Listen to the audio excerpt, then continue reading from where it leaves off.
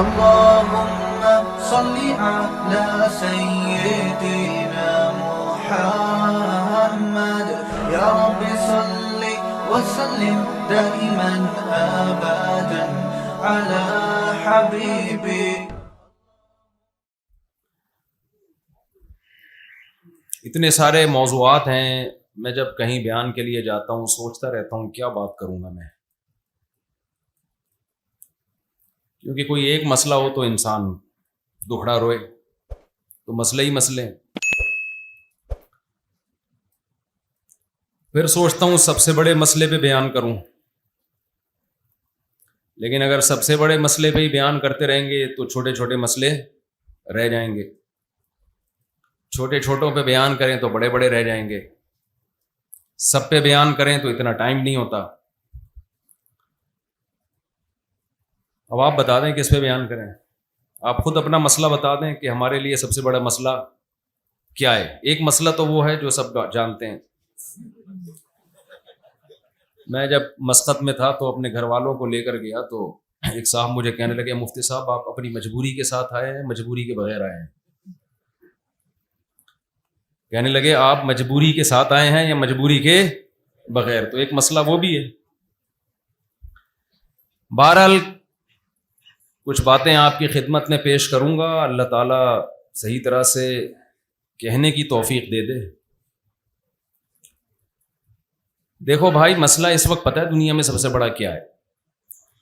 مسئلہ سب سے بڑا یہ ہے کہ ہمیں یہی نہیں پتا کہ ہمارا سب سے بڑا مسئلہ کیا ہے. سمجھ رہے ہو؟ ہم جن چیزوں کو اپنا سب سے بڑا مسئلہ سمجھ رہے ہیں، حقیقت میں وہ ہمارا سب سے بڑا مسئلہ نہیں ہے. میں اور آپ جن چیزوں کو سب سے بڑا مسئلہ سمجھتے ہیں وہ کیا ہے؟ پیسہ آ جائے، پیسہ نہیں آ رہا تو یہ بہت بڑا مسئلہ ہے. کیا خیال؟ یعنی بچے کی پیدائش سے پہلے جو مسئلہ شروع ہو جاتا ہے نا ماں باپ کے لیے، وہ یہ کہ کھلانا پلانا، اس کی اسکول، یہ ساری ٹینشنیں ماں باپ لینا شروع کر دیتے ہیں. اسی وجہ سے پیدا بھی نہیں ہونے دیتے کہ یہ پیدا ہوگا تو اسکول کے مسئلے ہوں گے تو پیدا ہی نہ ہونے دو. ایک آدھ کافی ہے کمپنی کی مشہوری کے لیے، ایک آدھ بچہ ہو جائے، کیونکہ کم ہوں گے تو مسئلے بھی کم ہوں گے، اسکول کی فیسیں کم ہوں گی، ایک دو ہوں گے ڈھنگ کے ہوں گے تو 8 10 15 20 ٹماٹر بیچیں گے، رکشہ چلائیں گے. چھوڑو یار، اس سے بہتر ہے 2 ڈھنگ کے ہو جائیں. تو یہ مسئلہ وہاں سے شروع ہوتا ہے، پیدائش روکی جاتی ہے، کیونکہ مسئلہ سب سے بڑا سمجھا جاتا ہے پیسے کو، ایجوکیشن کو، صحت کو. پھر جب پیدا ہو جاتے ہیں تو بچہ جب بڑا ہوتا ہے تو اس کے لیے بھی سب سے بڑا مسئلہ یہی، ماں باپ کے لیے بڑا مسئلہ ٹیوشن، اسکول میں نمبر کم کیوں آ رہے ہیں، یہ تو پیچھے رہ جائے گا تعلیم میں. تعلیم میں پیچھے رہ گیا، ٹینشنیں لینا شروع کر دیتے ہیں، اف کیا بنے گا اس کا، کمبخت تیرے نمبر کم کیوں آ رہے ہیں امتحان میں. اس لیے تو 2 تھوڑی پیدا کیے تھے کہ یہ 2 کا بھی یہ حال نکلے. ایک ہی انڈا وہ بھی گندا کہتے ہیں نا. 2 تو ہم نے اس لیے 2 کے بعد روک لیا تھا کہ 2 تو کم از کم ڈھنگ کے ہوں. اس کے بعد بچہ بڑا ہوتا ہے، اگر ایجوکیشن میں کمال پیدا کر لیا تو جاب کا بہت بڑا مسئلہ. سمجھ رہے ہیں؟ یہ ایک نیا مسئلہ ہے یار، اس کو اچھی جاب مل جائے، بزنس مل جائے، وہ نہیں مل رہا تو ایک ٹینشن. پھر مسئلہ یہ ہوتا ہے کہ جی جاب اگر نہیں ملے تو مسئلہ ہی میں پھر وہ ناکام. وہ کیا ہے؟ ناکام ترین آدمی دنیا کا. ہر طرف سے تانے سننے کو ملیں گے اس کو، ماں باپ الگ تانے دیں گے، پڑھا رہتا ہے کسی کام کا نہیں ہے، دوست ویسے ہی دوستیاں ختم کر دیں گے، یار چائے کے پیسے بھی ہمیں ہی دینے پڑتے ہیں اس کو جب چائے پلاؤ. آہستہ آہستہ آپ کے ریلیشن کیا ہونا شروع ہو جاتے ہیں؟ بولو نا، کمزور. اور اگر آپ کے پاس پیسہ آ گیا تو مسئلے بھی ختم نہیں ہوئے. جب پیسہ آیا تو پھر آپ کی شادی ہوگی. شادی کے بعد ایک نیا مسئلہ، بیگم کنٹرول میں ہی نہیں ہے. بیسیوں قسم کے بیگم کے مسائل، ماں سے تمیز سے بات نہیں کرتی، یہ کرتی ہے وہ کرتی ہے وغیرہ وغیرہ. شادی کی خوشی 1 آدھ سال کی ہوتی ہے، اس کے بعد لوگ، وہ ایک سردار جی اپنی ویڈیو دیکھ کے رو رہے تھے. کسی نے کہا کہ شاید کوئی فلم میں سین آ گیا جذباتی. سردار جی سے پوچھا جی کیا کوئی جذباتی سین ہے جس پہ رو رہے؟ کہہ رہے کہ اپنی شادی کی ویڈیو دیکھ کے رو رہا ہوں. فری ہو جاتا ہے انسان. پھر اولاد ہے، پھر اولاد کے مسائل، بھائی اس کو پالنا ہے، اس کی فیسیں، مہنگائی، یہ مسئلے چل رہے ہیں نا. اور جب اس اسٹیج پہ انسان پہنچتا ہے تو آگے مسائل کی ایک دنیا کھڑی ہوتی ہے جس کو بڑھاپا کہا جاتا ہے. جس کو کیا کہا جاتا ہے؟ اب یہ مسائل نہیں ہے، اب تو مسئلہ یہ ہے کہ شوگر اپ اینڈ ڈاؤن ہوتی رہتی ہے. اب وہ سارے مسئلے جو مسئلے تھے نا وہ مسئلے نہیں رہے، اس سے بڑے بڑے مسائل پیدا ہو گئے ہیں. سر پہ بال کیوں نہیں آ رہے؟ 40 سال کے بعد بال گرنا شروع، پہلے بال سفید ہونا شروع. یار یہ کیا ہو گیا، میرے بال کیوں سفید ہو رہے ہیں؟ حکیموں کے پاس جائے گا، ڈاکٹروں کے پاس جائے گا، یوٹیوب پہ سرچ کرے گا بال کیسے کالے کیے جائیں. تھوڑے دنوں میں بال کالے تو دور کی بات، بال ہی نہیں رہتے سر میں. آدمی کہتا ہے سفید تھے تو صحیح نا، کوئی ایسی چیز تو تھی جس کو کالا کر سکتا تھا، اب تو وہ چیز ہی گئی. اب مسئلہ ہوگا بھائی میرے بال کیسے نکلیں گے سر پہ. ابھی بالوں کا مسئلہ ختم نہیں ہوا. کہتے ہیں نا گوڈے جواب دے گئے ہیں، گھٹنوں میں پین شروع ہو گیا ہے، کڈنی کا مسئلہ کھڑا ہو گیا، شوگر اپ اینڈ ڈاؤن ہوتی رہتی ہے، بلڈ پریشر. اس پہ لوگ خوش ہوتے ہیں میرا بلڈ پریشر نارمل ہے. یہ بہت بڑی کامیابی ہے. عظیم انسان ہے، 50 سال میں اس کا بلڈ پریشر کیا ہے؟ نارمل. یہ بہت عظیم انسان سمجھا جاتا ہے. بغیر دواؤں کے بلڈ پریشر کیا ہے؟ نارمل ہے بھائی. عظیم انسان. لوگ اس سے دم کروا رہے ہوتے ہیں کہ آپ کو بہت پہنچے ہوئے بزرگ ہیں، آپ 50 سال کے ہو گئے اور آپ کا بلڈ پریشر کیا ہے؟ نارمل ہے. یہ بہت بڑی کامیابی ہے. تو اتنے مسئلے آگے جا کے بالآخر اطلاع آتی ہے کہ حضرت کا انا للہ ہو چکا ہے. حضرت کا جنازہ ہے اور اتنے بج کے اتنے منٹ پہ نماز جنازہ ہوگا. جو حضرات آنا چاہتے ہیں وہ تشریف لے آئیں. اس کے بعد وہ حضرت قبر میں گئے اور نئے حضرت مارکیٹ میں آنا. جتنے بھی ہم جیسے حضرت ہیں وہ سب اسی طرح مارکیٹ میں آئے، اس پروسیس کو پورا کر کے مارکیٹ سے شارٹ ہو گئے. یہ کیا کوئی زندگی ہے میرے بھائی؟ بولو نا. یعنی جس کے مسئلے پورے ہو گئے وہ بھی انجام کیا ہے؟ موت. جس کے مسئلے پورے نہیں ہوئے اس کا انجام بھی کیا ہے؟ موت. جس کو بلڈ پریشر ہائی رہتا ہے اس کا انجام بھی موت. جس کا نارمل تھا تو وہ کون سا قیامت کا اعلان کر کے جائے گا؟ ہے بھائی. مجھے یاد ہے بچپن میں ہمارے محلے میں، یار یہ مائک کی آواز عجیب سی نہیں ہو رہی، گونج رہی ہے. تو ہمیں یاد ہے، گونج کے میرے ہی کانوں میں آ رہی ہے دوبارہ. بچپن میں ہمارے محلے میں کسی بزرگ کا انتقال ہو گیا. 55-60 سال ان کی عمر تھی. کوئی بزرگ ہونے میں بھی اختلاف تھا کہ ابھی بزرگ ہیں بھی کہ نہیں ہیں. جب ابھی کچھ بہتر ہوئی ہے. جب ان کا انتقال ہوا نا تو جنازے میں ہم بھی گئے. تو آپ کو یاد ہے کہ جنازے میں لوگ کیا باتیں کیا کرتے تھے؟ بھائی موت تو برحق ہے، ہم سب نے جانا ہے. لیکن میں نے اس جنازے میں ماڈرن بزرگ دیکھے. یہ پرانے زمانے کے بزرگ ہوا کرتے تھے جو اس قسم کی باتیں کیا کرتے تھے. جنازے کو دیکھ کے، میت کو دیکھ کے یہ باتیں کیا کرتے تھے. بھائی ایک دن ہم بھی پٹے پہ لیٹے ہوئے ہوں گے، بھائی ایک دن ہمیں بھی اٹھا کے لے جا رہے ہوں گے لوگ. اب جب ماڈرن دنیا ہے نا تو اس میں یہ باتیں نہیں ہوتی. ماڈرن دنیا میں یہ باتیں ہوتی ہیں کہ کیوں مرے یہ، ان کی وجہ، ڈیتھ کی وجہ پہ غور کرو. تو باتیں ہو رہی تھیں. کچھ لوگ کہہ رہے تھے اصل میں ڈالڈا والڈا آ گیا ہے آج کل، کوکنگ آئل صحیح نہیں ہے، غذائیں صحیح نہیں ہیں، اس لیے مرحوم جلدی چلے گئے. 55-60 سال میں تو نہیں جانا چاہیے تھا، تھوڑا 5-6 سال ابھی نکالنے چاہیے تھے. کوئی کیا کہہ رہا ہے، کوئی کیا کہہ رہا ہے. میں بچہ تھا اس وقت، لیکن مجھے ان کی یہ باتیں بہت بری لگ رہی تھی کہ یہ موقع نہیں ہے یہ باتیں کرنے کا. جیسے ایک امام صاحب نے نکاح پڑھایا، میرے پاس ان کی کمپلین آئی نکاح پڑھاتے ہوئے وہ شوہر سے کہہ رہے ہیں کہ بھائی ٹھیک ہے میں نے قبول کیا وہ فلاں کو تمہارے نکاح میں دیا، لیکن ایک بات یاد رکھنا، طلاق دینا ہو تو شریعت کے مطابق دینا، اور 3 طلاقیں دینا حرام ہے، ناجائز ہے، تو پہلے یوں کرنا پھر یوں کرنا پھر ایسے کرنا، پھر اگر مجبوری ہو تو دے دینا ورنہ نہیں دینا۔ مجھے اطلاع ملی، میں نے کہا یار مسئلہ تو ٹھیک بیان کر رہے ہیں لیکن یہ موقع نہیں ہے، نکاح کی مجلس میں طلاقوں کی باتیں کرنا شروع کر دیں تو عجیب سی بات ہو جائے گی نا، کیا خیال ہے؟ ہر صحیح بات ہر موقع کی نہیں ہوتی، کچھ موقع ہوتے ہیں ان پہ وہ موقع کی بات ہی اچھی لگتی ہے، خوشی کا موقع ہے آپ طلاقوں کی باتیں کر رہے ہیں۔ ایک صاحب تھے ہمارے بیانات بہت سنتے تھے، انہوں نے کہیں شادی کا پیغام بھیجا، بات طے ہو گئی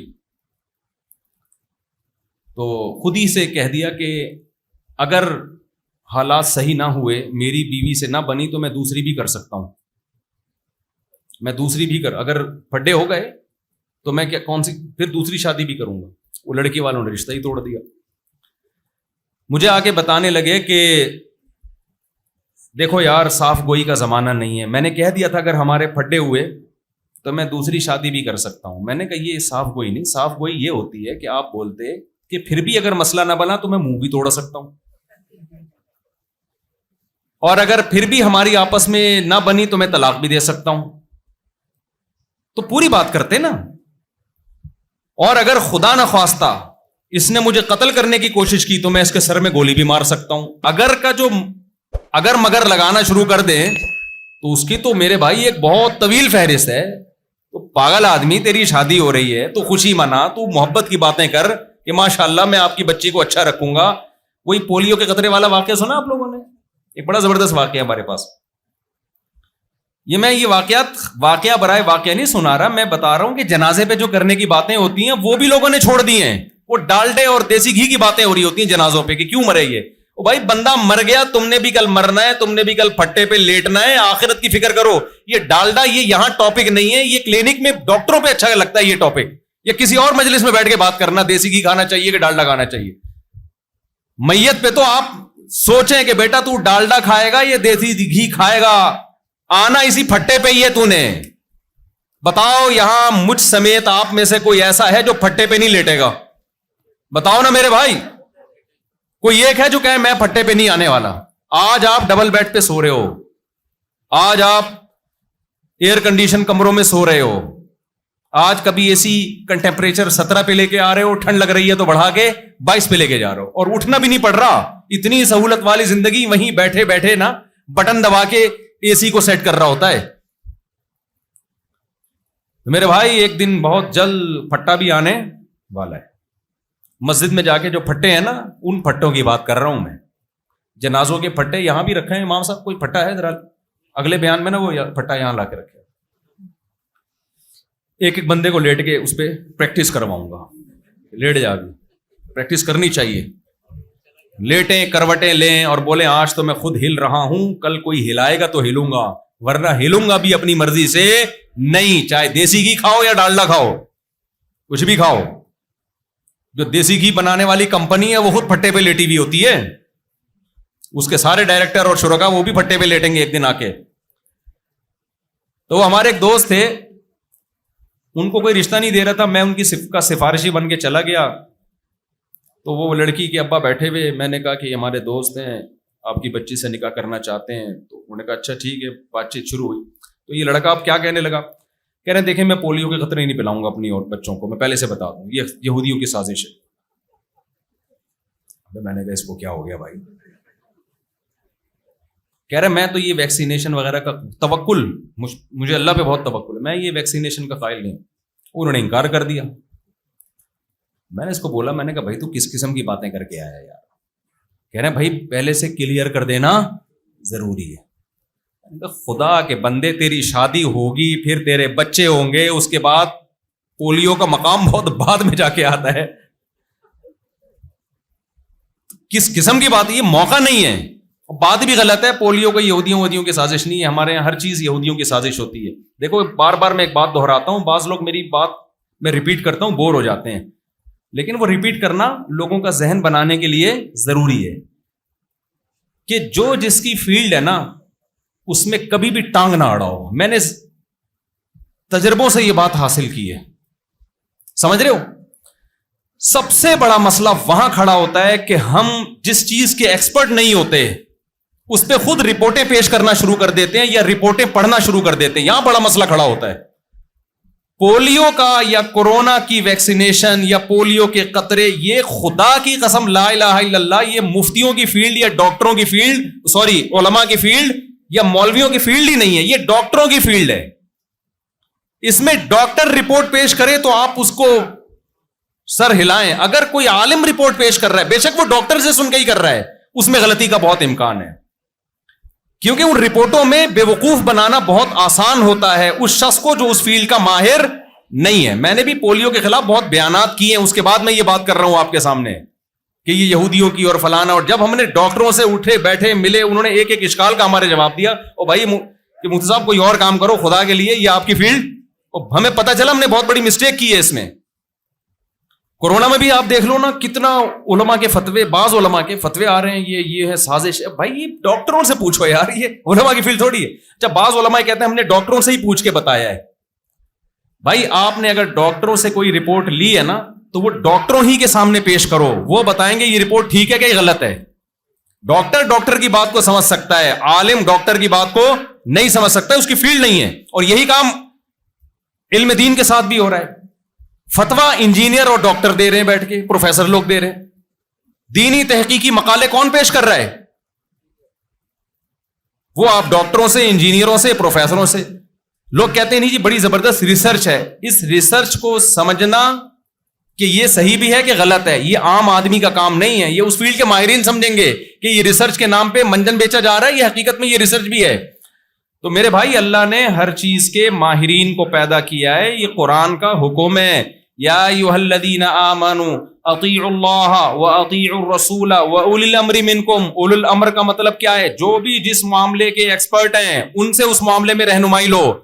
مجھ سے لوگ آ کے پوچھ رہے ہوتے ہیں میں کاروبار کرنا چاہتا ہوں, مشورہ دیں. میں کہتا ہوں میرے بھائی میں کاروبار میں یہ بتا سکتا ہوں کہ یہ جائز ہے یا ناجائز, یہ کاروبار کرنے کا ہے یا نہیں کرنے کا, یہ میرا ٹاپک اور میری فیلڈ نہیں ہے. اس میں مشورہ دوں گا, مروا دوں گا آپ کو میں. اگر میں اس میں ایکسپرٹ ہوتا تو میں اپنے پیسے تھوڑی تباہ کر کے بیٹھا ہوا ہوتا.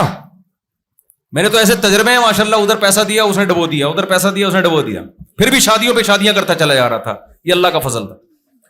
یہ اللہ نے میرے ساتھ اس لیے کیا کہ اگر میرا کاروبار بڑھتا نا پھر میں شادیاں کرتا. لوگ کہتے ہیں یار پیسہ نوٹ چھاپ رہے ہیں نا اس لیے شادیاں کر رہے ہیں. تو اللہ میاں نے ایسا میرے ساتھ کام کیا کہ جدھر کاروبار میں پیسہ لگایا ڈوبا, اور شادیاں بھی اسپیڈ کے ساتھ اور بچے بھی اسپیڈ کے ساتھ. ابھی دیکھو جنازوں کی بات ہو رہی تھی, کسی کے چہرے پہ کوئی وہ نہیں آئی اور کوئی ایک دم جیسے شادیوں کی بات آئی ایسے کھلکھلا اٹھے. تو یہ خوب سمجھ لیں, یہ بیان سے ہٹ کے بیچ میں ایک بات آ گئی کہ جو جس کی فیلڈ ہے نا اس میں اسی کی رائے کا اعتبار ہوگا. اس میں بڑے مسائل کھڑے ہوتے ہیں. ہم نے دیکھا ہے علماء بیچارے نیک ہوتے ہیں, مخلص ہوتے ہیں, لیکن وہ غلط فہمیوں کا شکار ہو جاتے ہیں کیونکہ وہ نیٹ سے سرچ کر رہے ہوتے ہیں, گوگل سے سرچ کر رہے ہوتے ہیں, ادھر سے لے رہے ہوتے ہیں, اور وہ ڈاکٹر ہی کچھ 2 نمبر قسم کے الو بنا رہے ہوتے ہیں بیٹھ کے. ہر فیلڈ میں 1 نمبر لوگ بھی ہوتے ہیں اور 2 نمبر بھی. جیسے مولویوں میں 1 نمبر بھی 2 نمبر بھی, سائنسدانوں میں 1 نمبر بھی 2 نمبر بھی, ڈاکٹروں میں بھی 1 نمبر بھی 2 نمبر بھی. تو جب بھی یاد رکھو جب آپ پوری قوم کے خلاف کوئی بات کرتے ہیں نا تو منجن اسی وقت بکتا ہے آپ کا. جس آدمی کو جس ڈاکٹر کو مشہور ہونا ہے نا وہ اگر وہی باتیں کرنا شروع کر دے جو سب ڈاکٹر کرتے ہیں کیا مشہور ہو جائے گا وہ؟ بول لو کیا گورنمنٹ نے پابندی لگائی ہے؟ مجھے بتاؤ ایک ڈاکٹر وہی باتیں کرے جو سب کرتے ہیں تو مشہور ہو جائے گا؟ کبھی بھی مشہور نہیں ہوگا. ایک ڈاکٹر کہتا ہے صبح اٹھ کے ایکسرسائز کرنی چاہیے, دوڑنا چاہیے, اس سے صحت اچھی ہوتی ہے. آپ کہو گے وہ تو ہمارے محلے میں ڈاکٹر صاحب ہیں وہ بھی یہی کہتے ہیں. ایک ڈاکٹر کہے گا بھائی کھانا لمٹ ایک مقدار میں کھاؤ, پھوڑنا پھاڑنا مت کرو, لڈو مڈو مت کھایا کرو, میٹھا کم کرو. سارے ڈاکٹر حکیم ایک ہی بات کر رہے ہوتے ہیں نا, اور یہ کرو وہ وغیرہ وغیرہ. وہ مشہور نہیں ہوگا. مشہور ہمیشہ وہ ڈاکٹر ہوگا جو ایسی لائے گا مارکیٹ میں آپ کہو گے ہٹو بچوں ہو گیا یار. ڈاکٹر صاحب آئے, یہ باتیں آپ کے کام کی ہیں, ان کو آپ دین سے ہٹ کے نہ سمجھیں. بہت غلط گائیڈنس ہو جاتی ہے, لوگ پھر دین سے بدگمان ہو جائیں گے مستقبل میں جا کے. تو وہ ایک ڈاکٹر, ہم ایک کسی کنٹری میں میرا سفر تھا, تو وہاں اب میں چونکہ متاثر نہیں ہوتا کیونکہ میں نے یہ منجن بہت بکتے ہوئے دیکھے ہیں, پہلے ہم بھی بڑے متاثر ہوتے تھے, اب ہم نہیں متاثر ہوتے. ہم کہتے ہیں جو سارے ڈاکٹر کہہ رہے ہیں نا وہی ٹھیک ہے, یہ جو ایک نیا آیا نا مارکیٹ میں, یہ کوئی نئی فلم آئی ہے, یہ منجن بیچ رہا ہے. وہ ایک ڈاکٹر صاحب تھے, وہ ملے مجھے, کسی مولانا نے ان کا تعارف کروایا کہ ایسا ڈاکٹر اس پوری کائنات میں نہیں ہے. بس میں سمجھ گیا کہ اس سے بڑا بے وقوف ڈاکٹر دنیا میں یا تو فراڈی ہے یا بے وقوف ہے, کیونکہ پوری کائنات میں کیا تو ہی بنا ہے کیا بھائی, باقی MBBS نہیں کرتے, باقی کیا وہ کیا کر کے آتے ہیں وہ. تو جناب وہ بہت ہی عظیم ڈاکٹر, پھر وہ جو اس نے 1 گھنٹے کا لیکچر دیا ہے, جو لمبی لمبی پھینکی ہے اس نے, میں کسی میڈیسن کو نہیں مانتا, میں یہ نہیں ہوں, میں پیناڈول کے سائڈ ایفیکٹ 5 سال تک رہتے ہیں. پیناڈول ٹھیک ہے, دوائی نہیں کھانی چاہیے, لیکن یار 5 سال تھوڑا کم کر لیتا میرے بھائی, تھوڑا سا کم کر لو. وہ ایک ہے نا, مجھے واقعات پہ واقعات اتنے یاد آتے ہیں, بیان نہ رہ جائے کہیں. وہ پاکستانی, امریکی اور رشین, یہ 3 آدمی بیٹھے ہوئے تھے, تینوں لمبی لمبی چھوڑ رہے تھے, اپنے ملکوں کی تعریف کر رہے تھے. تو ایک امریکن نے کہا ہمارے جو فضائیہ نے اتنی ترقی کی ہے کہ ہمارے جہاز آسمان کی چھت سے لگ کے چلتے ہیں بالکل. سب حیران ہوئے, بالکل چھت سے؟ انہوں نے کہا تھوڑا سا نیچے. رشین نے کہا ہم نے سمرین کی فیلڈ میں اتنی ترقی کی ہے, ہماری آبدوزیں سمندر کی تہ سے چپک کے چلتی ہیں. دونوں نے کہا بالکل چپک کے, انہوں نے کہا تھوڑا سا اوپر. پاکستانی کو سمجھ میں نہیں آ رہا تھا کہ یار کیا لے کر آؤں. پاکستانی نے کہا کہ ہمارے یہاں لوگ ناک سے کھانا کھاتے ہیں. میں نے بالکل ناک سے کہا تھوڑا سا نیچے, تھوڑا سا نیچے. تو وہ جب انہوں نے کہا نا کہ اتنے سال تک سائڈ افیکٹ ہے, میں نے کہا تھوڑا سا کیا کر لو بھائی, 5 سال سے 4.5 کر لو, 4.25 کر لو. جب تک مبالغہ آرائی نہ ہو آپ کا منجن ہی نہیں بکتا. اتنا زیادہ غلو ہر چیز میں. تو خیر وہ 1 گھنٹہ انہوں نے بہت لمبی لمبی پھینکی, اور لوگ سبحان اللہ کے نعرے لگا رہے تھے کہ یار کیسا ڈاکٹر آئے. پھر پتا چلا اس ڈاکٹر کو فلاں ملک میں بھی بین کیا, فلاں ملک میں بھی بین کیا. تو وہ اس کو بھی تعریف میں کہہ رہے تھے کہ چونکہ میری وجہ سے سارے ڈاکٹروں کی دکانیں بند ہو رہی تھی, لہذا مجھے ملکوں نے بین کر دیا. ابے تجھے ملکوں نے بین کر دیا, یہ تیری خوبی نہیں ہے, یہ تیری برائی ہے. لیکن ہماری قوم کی کھوپڑی دیکھو یار, جس پہ پابندیاں لگ رہی ہیں اس پابندی کو کمال سمجھ رہے ہیں کہ چونکہ اس کی وجہ سے سارے ڈاکٹروں کی کلینک بند ہو رہی تھی تو اس لیے اس کو بین کر دیا, اور کیونکہ ڈاکٹروں کا منجن بکنا بند ہو رہا تھا. تو یہ اس کے فیور میں نہیں جا رہی, یہ اس کے اگینسٹ جا رہی ہے چیز. لیکن جو چیز اگینسٹ میں ہوتی ہے ہم اس کو کیا سمجھتے ہیں, کہتے ہیں یار بیچتے ہیں. یوٹیوب پہ دیکھ لو آپ, ویسے کلینک میں کورونا کے دنوں میں تو ایسا منجن بکا ہے نا. ہمارے ایک دوست تھے, ان کو میں نے کہا یہ کووڈ میں احتیاط کر لو, سارے ڈاکٹر کہہ رہے ہیں احتیاط کرو. انہوں نے کہا نہیں, وہ ایک حکیم صاحب نے کہا میں ایسا قہوہ بنا کے دوں گا کورونا قریب بھی نہیں آئے گا. میں نے کہا یار یہ WHO کے اتنے ہائی لیول کے ڈاکٹر پروف, اگر یہ ادرک سے علاج ہو جاتا نا, اجوائن ادرک سے یا سنا مکی وغیرہ, تو یہ اتنی بڑے پیمانے پر. انہوں نے کہا نہیں تو سارے یہودی ایجنٹ ہیں. میں نے کہا بھائی چائنا کے ڈاکٹر بھی ہیں اس میں, رشیا کے ڈاکٹر بھی ہیں, پاکستان کے ڈاکٹر بھی ہیں, سارے یہودی. تو وہ ایک اکیلا پیدا ہوا ہے یار جو امام مہدی کے لشکر کا ہے, یا یہ ایک اکیلا پیدا ہوا. تو ٹھیک, میں نہیں کہہ رہا یہودی سازش نہیں کرتے دنیا میں, لیکن ایک حد, ہر چیز کی ایک لمٹ ہوتی ہے نا. تو یہ ادرک پلائے گا تجھے, بالآخر انہوں نے ادرک کے قہوے پیے اور پتہ نہیں کیا کیا, اس کے بعد ان کو ہو گیا کورونا, اور موت کے منہ سے وہ بندہ نکلا ہے. آخر وقت تک ہسپتال نہیں جا رہا تھا, زبردستی لے کر گئے. اس کے بعد ہماری ملاقات ہوئی, ہم نے کہا وہ, اس نے پھر وہ ایک ایسی گالی نکالی جو مسجد کے ممبر پہ بالکل بھی مناسب نہیں, خطرناک قسم کی گالی اس نے نکالی, اور کہا کہ اس حکیم کو نکالی اس نے, کہہ رہا اس نے تو مجھے کہوے پلا پلا کے مار دیا تھا.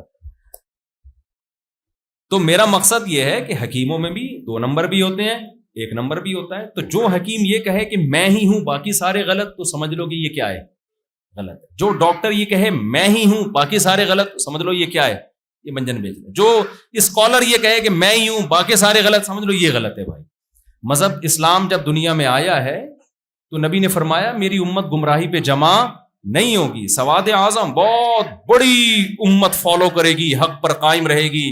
لا يزال طائفة من امتی لا تزال طائفة من امتی ظاہرین علی الحق. نبی صلی اللہ علیہ وسلم نے فرمایا میری امت کی ایک بہت بڑی جماعت ہے جو حق پر غالب رہے گی, ہمیشہ حق کو فالو کرتی رہے گی. کیونکہ نبی آخری نبی ہیں تو یہ امت بھی کیا ہے, آخری امت ہے. اب ایسے نہیں ہو سکتی کہ ساری خراب ہو جائیں اس امت میں. بہت بڑی امت حق پر قائم رہے گی, جیسے کہ اب بھی ہے الحمدللہ. اسلام زندہ ہے, زندہ رہے گا. ہاں جب اسلام ختم ہوگا تو اللہ اس کائنات ہی کو ختم کر دیں گے, قیامت آ جائے گی پھر. تو میں اپنے اصل ٹاپک کی طرف آتا ہوں. تو میں یہ وہ جنازہ بیان کر رہا تھا کہ اس جنازے میں جب ہم گئے تو باتیں کیا ہو رہی ہیں جی, ڈالڈا اور ایکچولی آج کل کی خوراکیں ٹھیک نہیں ہیں. میں نے کہا یار ان کو کیا ہو گیا, باتیں ابھی کرو کہ ہم نے بھی پھٹے پہ لیٹنا ہے. اور اب میری عمر اتنی ہو گئی ہے, ان میں سے کوئی بھی جو بھی وہ اس قسم کی بحث کر رہے تھے, مجھے یقین ہے کہ اب تک کوئی بھی ان میں سے زندہ نہیں ہو. سارے دیسی گھی کھائی ہو یا کیا کھایا ہو, بالآخر وہ وایا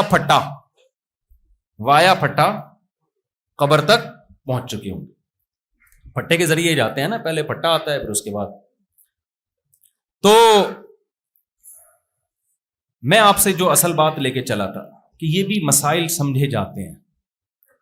تو میں یہ عرض کر رہا تھا کہ ہمارا جو سب سے بڑا مسئلہ ہے وہ یہ ہے کہ جس چیز کو ہم مسئلہ سمجھ رہے ہیں نا وہ مسئلہ ہے نہیں. اگر آپ نے جو حقیقی مسئلہ ہے نا اس کو مسئلہ بنا لیا تو مسئلہ حل ہو گیا. تھوڑی سی گہری بات ہے جو تشریح تو نہیں کرنی پڑے گی اس کی. ارے مجھے ایک بات بتاؤ یار, ایک آدمی کو پھانسی کے پھندے پہ لٹکانا ہے, کورٹ میں کیس چل رہا ہے اس کو کورٹ نے موقع دیا اپنی صفائی بیان کرنے کا کہ آپ اس تاریخ پہ حاضر ہو جائیں تو پھانسی آپ سے ٹل سکتی ہے. ٹھیک ہے نا, پھانسی آپ سے ٹل سکتی ہے. اب اس کی زندگی موت کا مسئلہ ہے, اس کو چاہیے کورٹ میں حاضری دے, بیان دے تاکہ کورٹ اس کو بری کر دے. کورٹ نے دھمکی دی, آخری نوٹس بھیجا کہ اگر اب بھی آپ عدالت میں نہیں آئے تو آپ پہ کے خلاف جو الزامات لگے ہم ان کو صحیح مان کے آپ کو لٹکا دیں. یہ کن مسائل میں لگا ہوا ہے, یہ کہہ رہا ہے یار ایکچولی میری شادی کیوں نہیں ہو رہی, ایکچولی مفتی صاحب کے میں نے 4 شادیوں کے بیان سن لیے, لوگوں کی 4 ہو رہی ہیں, میری ایک بھی نہیں ہو رہی, ایکچولی میرے سر پہ بال کیوں نہیں اگ رہے. یار یہ روزانہ جب میں اٹھتا ہوں تو تکیے پہ اتنے بال پڑے ہوئے ہوتے ہیں میرے, اگر اتنے اسپیڈ سے میرے روزانہ بال گرے میں تو بھائی گنجا ہو جاؤں گا. تو میرا اصل مسئلہ یہ کہ میرے سر پہ بال اگنے چاہیے. یار میں بے روزگار کیوں, یار میں کیا مسئلہ, لوگ 1 کروڑ روپے کما رہے ہیں اور میری آمدنی نہیں ہے. یار آج ناشتے میں مجھے جو نا وہ پراٹھے میں مزہ نہیں آیا یار, یہ آج اس ہوٹل سے کل سے پراٹھا نہیں لے کر آنا, یہ بڑا مسئلہ ہے, اس کو حل کرنا ہے. لوگ کیا کہیں, بے وقوف آدمی, ابھی تیرا یہ مسئلہ نہیں ہے, کم بخت تجھے یہی نہیں پتا تیرا اصل مسئلہ ہے کیا. تیرا مسئلہ ہے جا کورٹ میں پیشی دے, تو لٹکنے والا ہے, اگر نہیں کیا نا تو پراٹھے کھا کے بھی لٹکے گا, تو 4 شادیاں کر کے بھی لٹکے گا تو. تو بالکل یہی حالت کس کی ہے, ہماری ہے. دیکھو ہم دنیا میں آئے نہیں ہیں, بھیجے گئے ہیں, اپنی مرضی سے نہیں آئے ہیں. جو بھیجا گیا ہوتا ہے تو بھیجنے والا بتاتا ہے نا کیوں بھیجا ہے میں نے. دیکھو آپ یہاں سارے بیٹھے ہو, کوئی کسی کمپنی میں جاب کرتا ہے, کمپنی نے کیا کیا, آپ کو بائی ایئر ٹکٹ دے کے بھیج دیا امریکہ, نیو یارک بھیج دیا آپ کو. نہ ٹکٹ آپ کا, نہ راستے کا خرچہ آپ کا, وہاں ہوٹل میں آپ کا اسٹے, بزنس کلاس کا ٹکٹ دیا, وہاں سے بندہ آپ کو ریسیو کر رہا ہے. آپ بڑے پروٹوکول کے ساتھ گئے نیو یارک میں, ہوٹل میں اسٹے کیا آپ نے. اب مجھے ایک بات بتاؤ, وہاں جا کے لوگ آپ سے پوچھ رہے ہیں کہ آپ آئے ہیں یا آپ کو کسی نے بھیجا ہے. آپ کہتے ہیں بھائی مجھے تو پتا بھی نہیں, مجھے تو کمپنی نے بزنس کلاس کا ٹکٹ کروایا تھا اور یہاں ہوٹل میں میرا اسٹے ہے, تو میں آیا نہیں ہوں, مجھے بولو بھیجا ہے. اب اگلا پوچھ رہے کہ آپ کو کیوں بھیجا ہے, آپ کہیں ویسے ہی بھیجا ہے, ویسے. پھر اگلا کہہ رہا ہے بھائی تو کوئی پیپر رکھا ہوگا تیری جیب میں, یا کمپنی کو فون کر کے پوچھ کے آپ لوگوں نے مجھے یہ کیوں بھیجا ہے یہاں پہ. آپ کہیں یار یہ میرا مسئلہ, بولو نہیں, میرا مسئلہ یہ کہ ہوٹل بڑا اچھا ہے لیکن یہ جو کھڑکی ہے نا, یہ یہاں سے جو دھوپ زیادہ آ رہی ہے, تو اس کو فون کرو یار, اس کو پردہ تھوڑا سا گہرے کلر کا لگائے تاکہ سن لائٹ نہ آئے اندر سے. آپ دوسرا یہ کہ میرا مسئلہ یہ کہ یہاں لنچ مجھے یہ بالکل پسند نہیں آیا, میں یہ لنچ کھانے کا عادی بولو نہیں. اور یہ کہ ہوٹل بہت اچھا ہے, اسٹے اس میں میرا بڑھایا جائے. دوسرا یہ کہ میرے سر پہ بال نہیں اگ رہے یار. یہاں امریکہ میں آیا ہوں تو میں چاہتا ہوں کہ یہاں ڈاکٹر زیادہ اچھے ہیں, یہاں کوئی تیل ویل میرے سر میں یا کوئی شیمپو ویمپو ایسا بتائیں کہ میرے سر پہ کیا نکل آئے, بال. دوسرا یہ کہ مہنگائی بہت بڑھ رہی ہے, مہنگائی کے خلاف احتجاج ہونا چاہیے. مہنگائی کے خلاف کیا ہونا چاہیے؟ پیٹرول کیوں مہنگا ہو رہا ہے؟ پیٹرول کیوں مہنگا ہو گیا؟ ابھی تو ہوا تھا چند دن پہلے مہنگا, دوبارہ مہنگا ہو گیا یار. یہ کون سی انسانیت ہے یار؟ چلو گورنمنٹ کے خلاف فیس بک پہ ایک مہم چلاؤ. اگلا بولے گا کمبخت, جب تو نہیں آیا ہے, تجھے کسی نے بھیجا ہے تو کمپنی سے پہلے تو یہ پوچھ کے بھیجا کیوں ہے, تاکہ اس کام کو تو فوکس کریں. بعد میں یہ سب انڈے پراٹھے اور یہ ساری چیزیں چلتی رہیں گی. تیرے سر پہ بال بھی ہم اگوا دیں گے. یہاں شیمپو ملتے ہیں, امریکہ ہی ہے, یہاں تیل بھی ہے اور یہاں بہت کچھ ہے. لیکن تو کمبخت پہلے پوچھ تو صحیح, کیونکہ جس کمپنی نے تجھے بھیجا ہے اگر تو وہ کام نہیں نمٹائے گا وہ تجھے نکال دیں گے جاب سے, اور یہاں تو غیر قانونی ہو جائے گا, یہ پکڑ کے تجھے جیل میں ڈال دیں گے. آپ کہہ رہے ہو یار میرے پاس ٹائم نہیں ہے. یہ انہی مولویوں کی انہی باتوں کی وجہ سے نا یہ ہم لوگ ترقی نہیں کر پا رہے ہیں. سائنسی ترقی اسی وجہ سے نہیں ہو رہی ہے کہ مولوی یہ باتیں کرتے ہیں کہ ہمیں بھیجا گیا ہے تو بھیجنے والے سے پوچھو ہمیں کیوں بھیجا ہے. یار آدمی لائف کو انجوائے کرے. یہ کیا میں تحقیق کیوں کروں؟ اگر میں نے تحقیق کی پتہ چلا اس کام کے لیے بھیجا ہے تو مجھے تو اس کام میں پھر ٹائم لگانا پڑے گا. تو بتاؤ یہ احمقانہ باتیں ہوں گی کہ نہیں ہوں گی؟ عقل مند کہے گا بھائی صاحب تو اپنے خرچے پہ آیا ہوتا نا, اور یہاں سارا اپنا خرچہ کر رہا ہوتا, پھر تو لائف کو انجوائے کرتا. کمبخت تجھے بھیجا ہے اور تیری جیب میں پیسے بھی انہوں نے رکھے ہیں کمپنی نے. یہاں تجھے جو انڈے پراٹھے کا انتظام ہو رہا ہے اور تجھے گاڑیوں میں گھمائے جا رہے, سارا کمپنی خرچہ اٹھا رہی ہے. تو تجھے کمپنی سے پوچھنا پڑے گا. اگر کمپنی کہتی ہے میں نے تجھے ویسے ہی بھیج دیا انجوائے کرنے کے لیے, تو کر لینا انجوائے یار. تو بعض دفعہ کمپنیاں اپنے ملازمین سے خوش ہو کے ویسے ہی بھیج دیتی ہے نا کہ یار چلو تم تھک گئے ہو انجوائے کرو, جا کے کرتے رہنا. اور اگر کسی کام سے بھیجا تو پوچھ تو صحیح. آپ کہہ پوچھنے کا میرے پاس ٹائم نہیں ہے.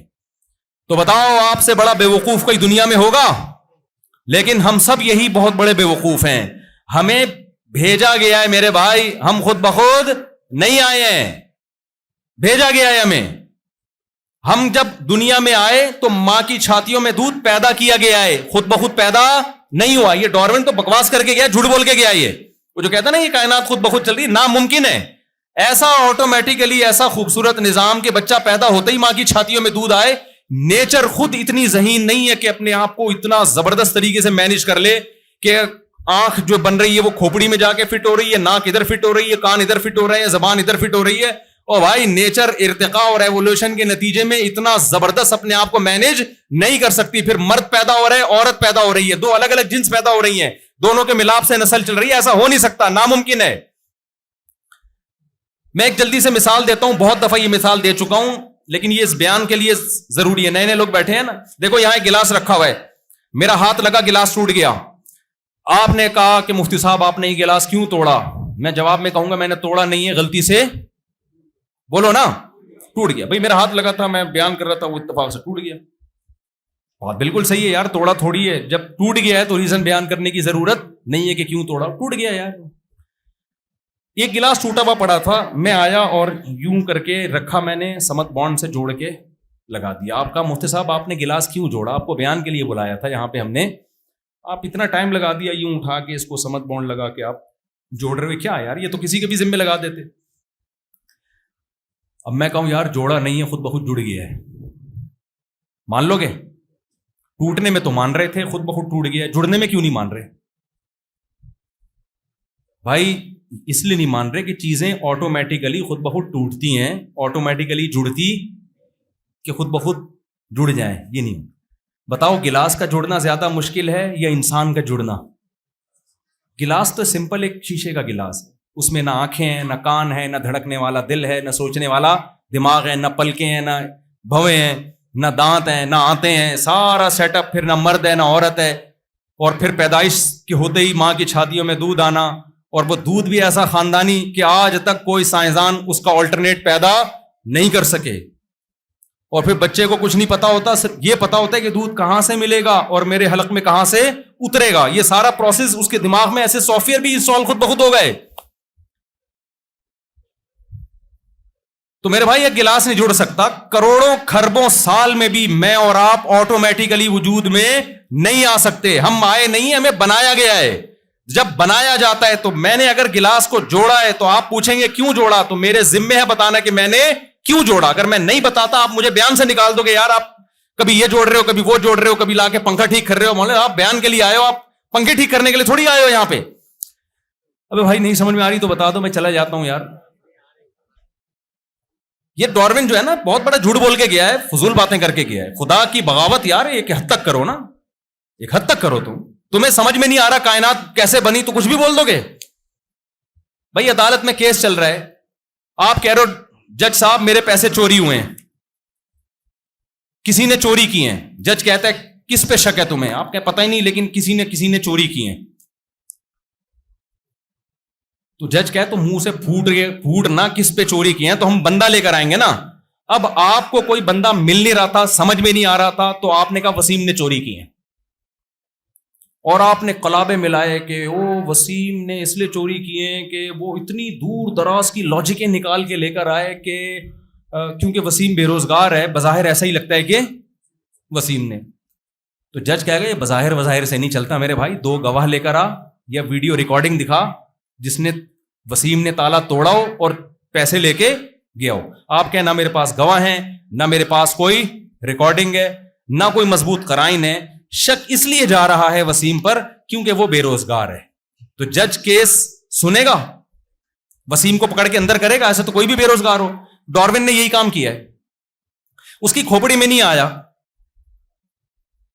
کہ بھئی یہ خدا کیسے کن فیکن کی طاقت سے پیدا کر سکتا ہے. اب اس نے کہا کوئی نہ کوئی لاجک تلاش کرو نا, کوئی نہ کوئی لاجک نکالو, کوئی سائنسی لاجک. تو کوئی کھوپڑی میں آ نہیں رہا تھا. اس کو لگا بندر انسان جیسا ہے. بندر کس جیسا لگ رہا تھا؟ اس نے کہا بہت ساری چیزوں میں ہمیں سملیرٹی نظر آتی ہے, ایک جیسے نظر آتے ہیں. اس نے کہا اصل میں لگتا ہے کہ یہ سب ایک ہی چیز کی, ان سب کی اصل ایک ہے. وہ ایک چیز تھی جس سے یہ اتنے حصوں میں ڈیوائڈ ہوتے چلے گئے. وہ بھائی اتنا بڑا سوال ہے کہ وہ ڈیوائڈ کا عمل ایسا خاندانی کہ اس سے گلاب کے پھول بن رہے ہیں, ان میں خوشبوئیں پیدا ہو رہی ہیں, اس سے خربوزے پیدا ہو رہے ہیں, اس سے تربوز پیدا ہو رہا ہے, اس سے آم کی گٹلی میں ایسے سافٹ ویئر انسٹال ہو رہے ہیں کہ ایک گٹلی ڈالتے ہیں اس سے درخت نکلتا ہے, اس سے پودا نکلتا ہے, اس سے پھول پیدا ہوتے ہیں, پھول تتلیوں کو اپنی طرف اٹریکٹ کرتے ہیں, نر مادہ کا ملاپ ہوتا ہے, اس سے ہزاروں آم دوبارہ پیدا ہو, پھر ہزاروں آم میں وہی گٹلی جو آپ نے زمین میں دفن کی تھی. یہ کیا ہو گیا بھائی, یہ نہیں ہو سکتا آٹومیٹیکلی. تو ڈاروین کی سمجھ میں نہیں آیا کہ کیسے, تو اس نے ایک تھیوری پیش کر دی کہ ایسے ہوا ہوگا. ہمارے لوگوں نے اس تھیوری کو اپنا خدا اور اپنا باپ بنا کے ہمارے سروں پہ مسلط کر دیا. تو انسان خدا کی قسم نظریہ ارتقاء کے نتیجے میں نہیں پیدا ہوا, ہو نہیں سکتا. ناممکن ہے کہ اتنی ایسی زبردست قسم کی ایک مخلوق پیدا ہو جائے اور وہ ارتقائی مراحل طے کرتے کرتے یہاں تک پہنچے. نیچر اتنی خوبصورت نہیں ہے, نیچر کا کوئی دماغ تھوڑی ہے جو اپنے آپ کو ایسے منظم کر رہی ہے. وہ قدرتی طور پہ جو کام ہوتے ہیں نا, قدرتی طور پہ اتفاق سے چیزیں ٹوٹتی بہت ہیں, جڑتی نہیں ہیں. ایکسیڈنٹ ہوا, بندہ مر گیا, ہاتھ پاؤں ادھر ہے, کبھی دیکھا جڑ گیا؟ خربوں سال میں بھی نہیں جڑے گا بھائی وہ تو. اور پھر بندر سے اگر ہم انسان بنائے تو بیچ کی نسلیں کہاں گئیں؟ میں سمجھا پا رہا ہوں اپنی بات. اگر بندر کے نتیجے میں ہم انسان کا سفر کیا ہے تو ایک دم سے بندر سے کیوں بن گیا؟ بیچ میں کچھ بندر اور انسان کے بیچ میں ہونے چاہیے تھے, کچھ اس بیچ کے اور انسان کے بیچ میں ہونے چاہیے تھے. جب ایک پورا قافلہ رائون کے اجتماع میں جا رہا ہے, کچھ 1 گھنٹہ پہلے نکلیں, کچھ 1 گھنٹہ بعد نکلیں, تو کچھ حیدرآباد پہنچیں گے, کچھ ملتان پہنچیں گے, کچھ رائون پہنچ چکے ہوں گے. یہی ہوگا نا. ایسا تو نہیں کہ پوری کروڑوں کی نسل اچانک رائون پہنچ گئی, حالانکہ سب کے فاصلے الگ الگ ہیں. تو کیسا ارتقاء ہے یار کہ بندر سے ڈائریکٹ وسیم بھائی بن گئے.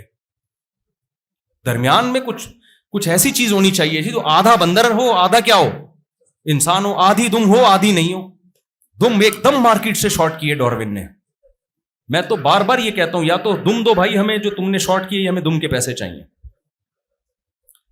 تو یہ سب بکواس ہے, یہ جو سائنس کے نام پہ آپ کو الو بنایا جا رہا ہے. اور خوب سمجھ لو, اسلام سائنس کے خلاف نہیں ہے, لیکن سائنس سے کوئی بات ثابت ہونی چاہیے. ڈاروین کی تھیوری یہ تھیوری ہے, یہ تحقیق نہیں ہے, یہ ثابت شدہ نظریہ نہیں ہے, ایک ہوائی بات ہے. تو اس ہوائی بات کے پیچھے آپ قرآن و سنت کو, خدا کا انکار مت کرو. اس ہوائی بات کے پیچھے خدا نہیں چھوڑے گا تمہیں. اللہ کہے گا تمہیں بنانے والا نظر نہیں آ رہا تو تم نے ایویں ہی فرض کر لیا کہ جی بندر سے بنے ہم. یہ بولو بھائی کوئی ہے جس نے موسیٰ کو کلیم اللہ بنایا, جس نے محمد صلی اللہ علیہ وسلم کو رسول بنایا, جو ہم جب پیدا ہوتے ہیں تو ماں کی چھاتیوں میں دودھ پیدا کرتا ہے, آسمان سے بارشیں برساتا ہے, زمین سے تناور درخت پیدا کرتا ہے. اللہ نظر نہیں آ رہا لیکن اس کے کمالات تو نظر آ رہے ہیں. کمال صاحب کمال کے بغیر نہیں ہو سکتا.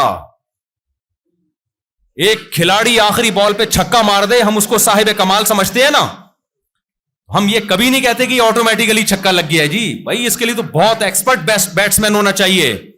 تو اللہ کے کمالات اس سے بھی کئی گنا زیادہ ہیں. اس نے شہد کی مکھی کی چھوٹی سی کھوپڑی میں ایسے سافٹ ویئر انسٹال کیے ہیں. قرآن کیا کہتا ہے؟ اوحا ربک الی النحل ان اتخذی من الجبال بیوتا ومن الشجر ومما یعرشون. اللہ کہتے ہیں انسان کا خود بخود بننا تو سوال ہی پیدا نہیں ہوتا. یہ شہد کی چھوٹی سی مکھی خود بخود نہیں بن سکتی. یہ تیرے رب نے اس کے دماغ میں نا یہ پیغام ڈالا ہے کہ پھلوں کے رس کو چوسنا اور لمبے لمبے فاصلے طے کرنا, راستہ نہ بھولنا, اور پورا ایک مینجمنٹ ہے. ایک ملکہ مکھی ہے, مزدور مکھیاں ہیں, نر مکھیاں ہیں, مادہ مکھیاں ہیں. نر مکھیوں کی آبادی بڑھتی ہے, مادہ مکھیاں کچھ بیٹھی ہوئی ہیں ان کو مارنے کے لیے, قتل کرنے کے لیے, تاکہ یہ شہد کے چھتے کا ماحول خراب نہ کریں. جیسے پارک کے باہر بیٹھے ہوئے ہوتے ہیں نا, فیملی کے بغیر نہ آئیے, چھڑا چھاٹ گھسے گا اندر جا کے چھیڑ چھاڑ کرے گا, اس کو باہر بھگا دیتے ہیں. یہ تو آج انسان نے سیکھا ہے. شہد کی مکھیوں میں پہلے سے یہ کہ بھئی نر کی اتنی تعداد ہونی چاہیے, اس سے زیادہ نر پیدا ہو گئے انہیں کیا کرنا ہے؟ مارنا ہے. وہ ماحول خراب کریں گے اور کچھ نہیں کریں گے. وہ شادیاں تو ان کی ہوتی نہیں, 4 شادیاں. سمجھ میں آ رہی ہے بات کی نہیں آ رہی ہے؟ تو یہ پورا ایک سسٹم ہے میرے بھائی, یہ آٹومیٹیکلی نہیں ہو سکتا. تو پہلا اپنا نظریہ درست کرو. ہم خود سے نہیں ہیں, ہمیں کسی نے بھیجا ہے. اور خدا کی قسم کسی کمپنی نے کسی کو بزنس کلاس کا ٹکٹ دے کے نیو یارک میں بڑا اچھا ہوٹل بک کرا کے اتنا پروٹوکول نہیں دیا. اس سے کروڑا گنا زیادہ ہمارے رب نے ہمیں پروٹوکول دیا ہے. ہم جب پیدا ہوتے ہیں نا, ایک بے انتہا محبت کرنے والی ماں ہمیں ملتی ہے پیدائش کے وقت. یہ کس کی طرف سے انتظام ہے؟ ہم درختوں پہ بھی اگ سکتے تھے خربوزے اور تربوز کی طرح. خدا نے انسان کو ایسی عزت دی ہے, ایسی عزت. وَلَقَدْ كَرَّمْنَا بَنِي آدم. قرآن کہتا ہے میں نے بنی آدم کو بہت پروٹوکول دیا ہے. ایک ہوتا ہے اکرام, ایک ہے تکریم. تکریم اکرام سے اوپر کی چیز ہے. اللہ کہتے ہیں اکرام نہیں کیا انسانی کی میں نے تکریم کی ہے.